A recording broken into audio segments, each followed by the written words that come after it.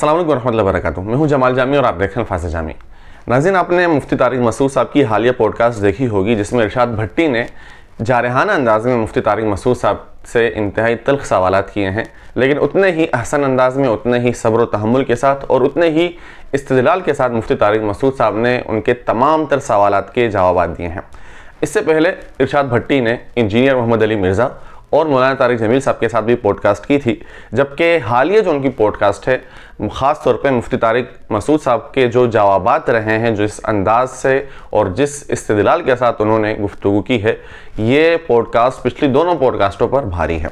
आज की गुफ्तगू में हम इस पॉडकास्ट पर और इसी तरह मुफ्ती तारिक मसूद साहब की शख्सियत पर, उनके तारुफ पर और उनके इल्मी मकाम और मर्तबे पर हम कुछ गुफ्तगू करेंगे। इस हवाले से हमारा पहला नुक्ता ये है कि बहुत से लोग मुफ्ती तारिक मसूद साहब पर एतराज़ करते हैं उनके अंदाज़े बयान को लेकर।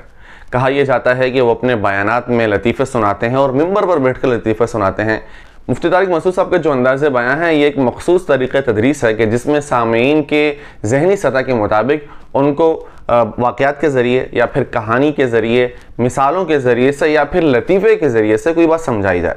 और हम देखते हैं कि आज के दौर में नौजवान नस्ल ख़ास तौर पर वो उलमा का जो एक रिवायती तरीका है कि जिसमें गाढ़ी उर्दू बोली जा रही हो, जिसमें वईदें सुनाई जा रही हों, जिसमें बिल्कुल जज़ा व फ़ज़ा की हालत हो, ऐसे बयानात वो कम ही सुनते हैं। जबकि मुफ्ती तारिक मसूद साहब का बयान उमूमन ऐसा होता है कि उसमें उकताहट बिल्कुल भी नहीं होती। आप 1.5-2 घंटे उनके किसी भी बयान में बैठें, सुने, मुझे नहीं लगता कि आपको कोई भी ज़रा से भी उकताहट होगी। अगर आपका कभी ऐसा एक्सपीरियंस हुआ है कि आपने बराह रास्त मुफ्ती तारिक मसूद साहब का बयान सुना हो, तो आप इस चीज़ के चश्मदीद गवाह बन सकते हैं कि उनके जो बयानात होते हैं या फिर उनका जो तरीका होता है समझाने का, बयान करने का, वो बिल्कुल मुख्तलिफ होता है। और मेरे ख्याल में ऐसा अंदाज़े बयान होना आज के दौर में ज़रूरी भी है। दूसरा नुकता यह है कि मुफ्ती तारिक मसूद साहब के अंदाज़े बयान में संजीदगी और हिस्से मजाक एक बेहतरीन इम्तिजाज है, जिसकी वजह से नौजवान नस्ल बग़ैर किसी बोरियत और बग़ैर किसी उकताहट के मुफ्ती तारिक मसूद साहब को सुनते हैं।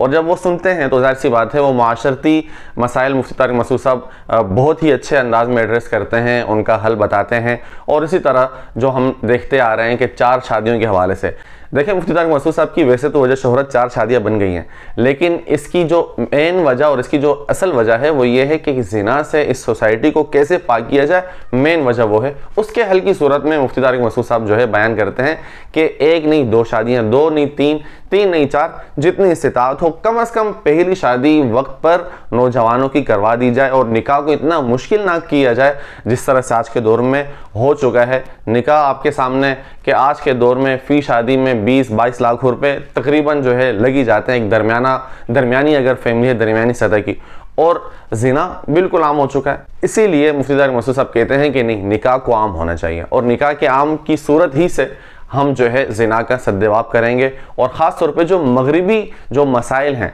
ख़ानदानी मसाइल, उनका सद्देवाब भी इसी निकाह के ज़रिए से ही मुमकिन है। इसीलिए वो इस पर बहुत ज़्यादा जोर देते हैं।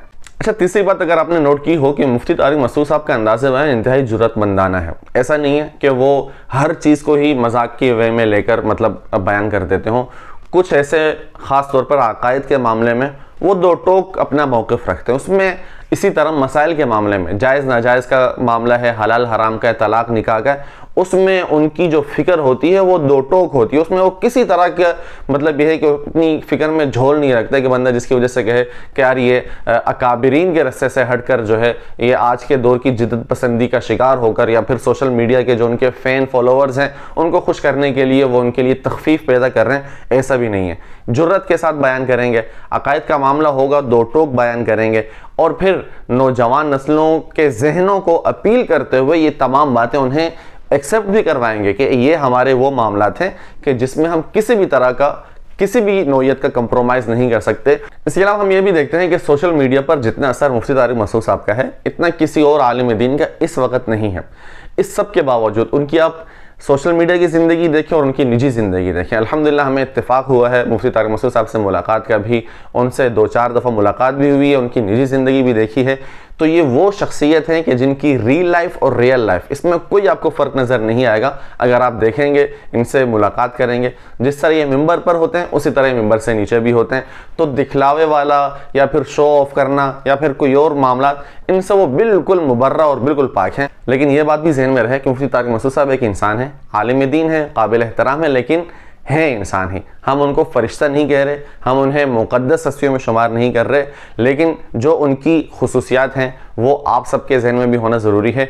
और फिर जो इस तरह के लोग आ जाते हैं पॉडकास्ट या इंटरव्यू के ज़रिए से, उनको कोशिश उनकी हद्दल वसा ये होती है कि किसी तरह से सामने वाली शख्सियत को ज़ेर किया जाए। तो आप उन लोगों को भी समझें और जो हमारी अपनी शख्सियात हैं उनको भी आप उन पर भी इत्मीनान रखें कि उनकी अपनी शख्सियत, उनका अपना कदकाठ, इनका इल्मी कदकाठ आप गामिदियत के हवाले से, आप मसाइल के हवाले से आप मुफ्ती तारिक मसूद साहब को सुनेंगे तो मैं आपको शर्त से कहता हूँ इंशाअल्लाह आप मुफ्ती तारिक मसूद साहब के फ़ैन बन जाएंगे। बहुत शुक्रिया।